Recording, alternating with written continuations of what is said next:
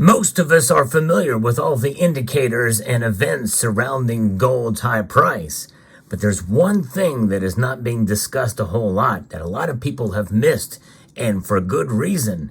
I'm going to reveal that to you in this video as we explore.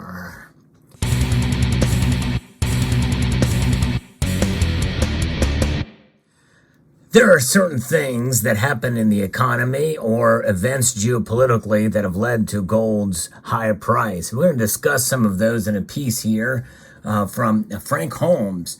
But in the background of all of this, some of this will be obvious to many of us. But later in the video, I'm going to get into exactly what that missing link is and how important this is, because I think not only in the geographic area where this link is, it's happening there, I think there's a lot more of it that's not being measured in other parts of the world. And we'll talk about that later on as well.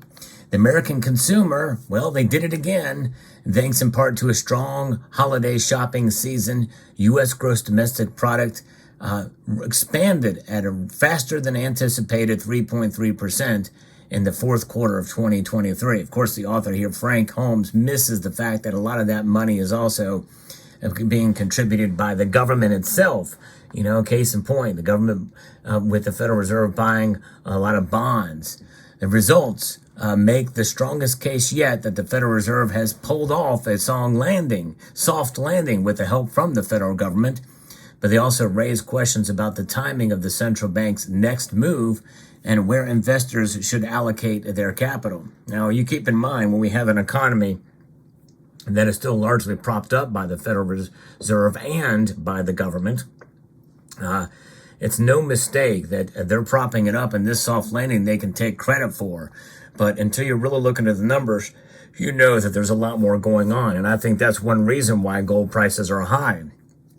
It feels as if the economy has turned a new leaf, according to Frank Holmes here, but the data appears to bear that out. From the chefs at the Cook the Books Club, that's my interjection in there. At the end of 2023, Jerome Powell's dovish pivot ignited hopes that the days of sky-high interest rates were numbered. And this was bolstered by the Federal Reserve Bank of New York's survey of consumer expectations, which shows that Americans' inflation expectations have dropped to a two-year low. The University of Michigan found that consumer sentiment jumped this month to its highest level since July 2021.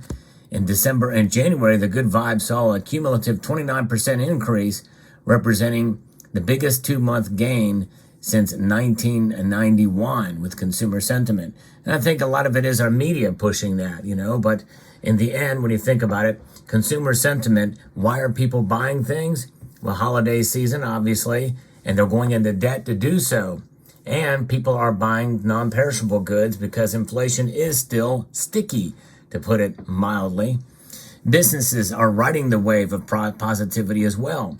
The preliminary composite index, PMI, for January indicates the sharpest rate of U.S. output growth in 7 months, reflecting a buoyant business environment. I kind of wonder where Frank's politics lie. But nonetheless, he's accepting it all hook, line, and sinker here. Manufacturers in particular are increasingly confident about future output, a sentiment not seen since May of 2022. Well, if you use a May 2022 as a metric, that should tell you everything you need to know, because what kind of sentiment are we seeing out there, especially when we're seeing layoffs after layoffs and buoyed that. But you think about it, what is propping a lot of these businesses up and even in manufacturing and the like? Well, unions and government money. Amid these developments, the betting market is adjusting its expectations for a rate cut. According to the Fed Watch tool, there's now an 88% likelihood that the central bank will lower rates to between 4.75% and 5.25% in May of this year, not March as earlier forecast. And I think it's actually going to not be until later in that summer, but I could be wrong, and maybe June or July. So interestingly, despite the rosier economic outlook, several firms are recommending gold. It may seem counterintuitive, especially with rates still above 5% in the stock market at an all-time high. Analysts at JP Morgan say the metal will benefit this year from rate cuts and the return of investment demand.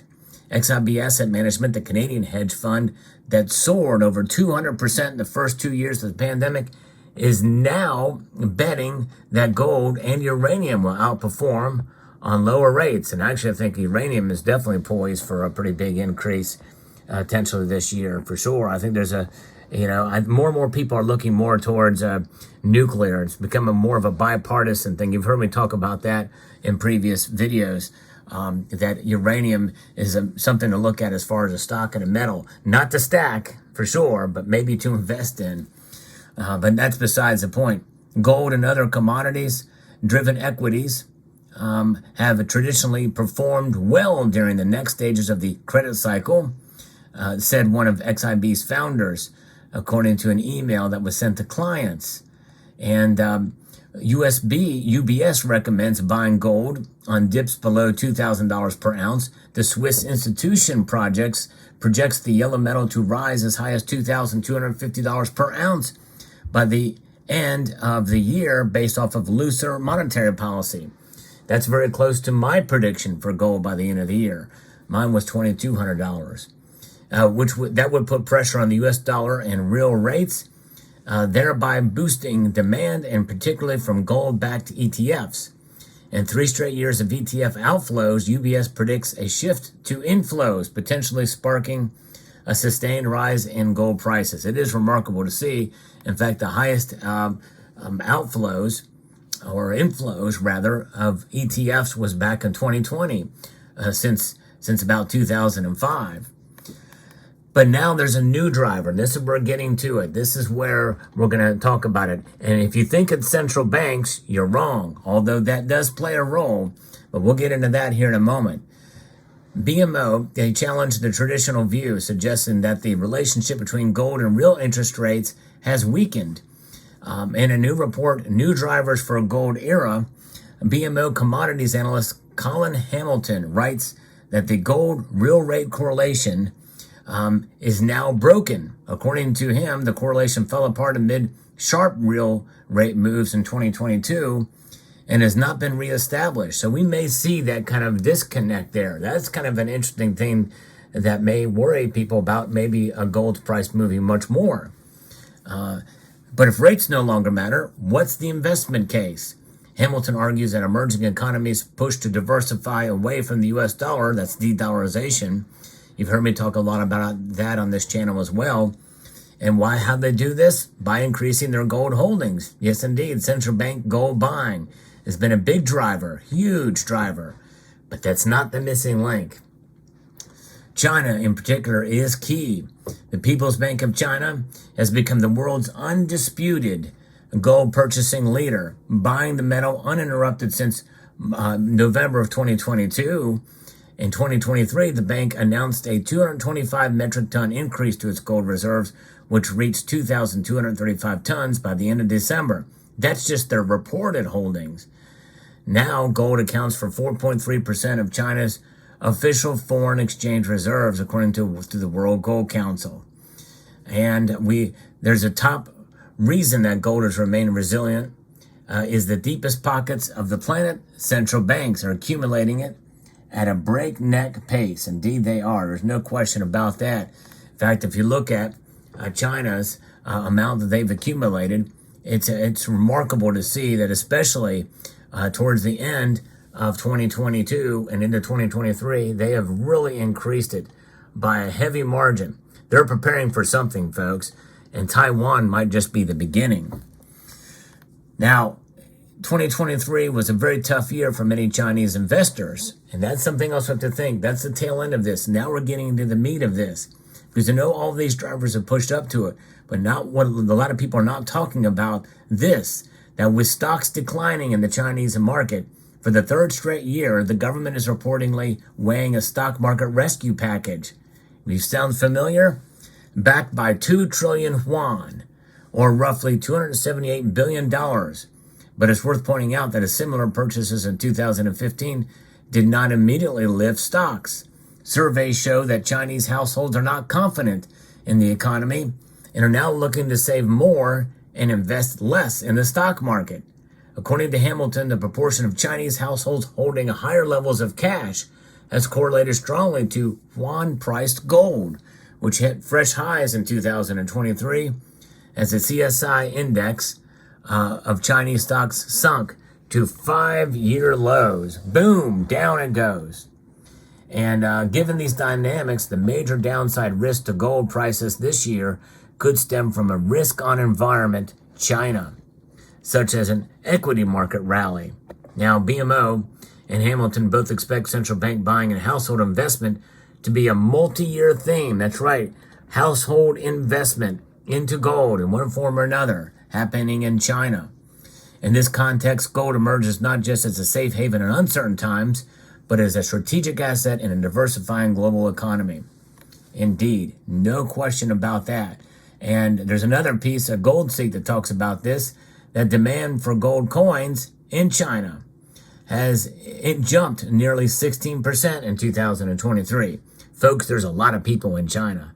There's no question. They're the most populous country in the world.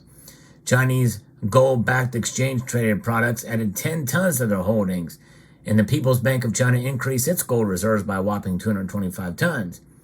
And it should be noted as well that China is now the world's biggest retail buyer of gold. Chinese households are increasingly turning to gold bullion and jewelry for wealth protection.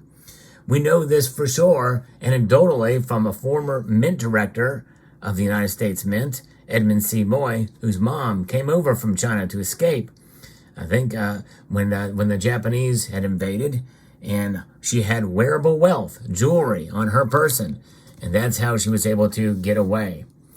Yes, indeed. It's pretty remarkable for sure. And, the Chinese stock market and currency have plummeted in value over the past several months, but gold prices have hit record highs in terms of the Chinese yuan. So those are the things to look at. So, and it's not just in China. I believe that around the world, including here in the United States, more and more people are buying gold. In fact, we've seen that even amidst news stories. You've heard me cover what's going on in New Jersey with Bob Menendez. He's been accumulating gold too. So there you have it. It's good to see all the nuances and discussions here on gold and what's led up to its price. But I think it's solidified. And this missing link, I think, is going to really keep gold's price up this year. I think above $2,000 through the course of the year with everything that's going on. And because these people are not going to let go of that gold anytime soon, especially in the East. No question about that. Let me know what your thoughts are in the comment section down below. I hope you found this video informative, insightful, and educational. If you find value in the content I provide here, I hope you do two things. Number one, hit that like button down below. Number two, subscribe to the channel if you haven't done so already. So I'm going to extend a multitude of gratitude to each and every one of you for watching, and to encourage you to please rate, share, comment, and subscribe.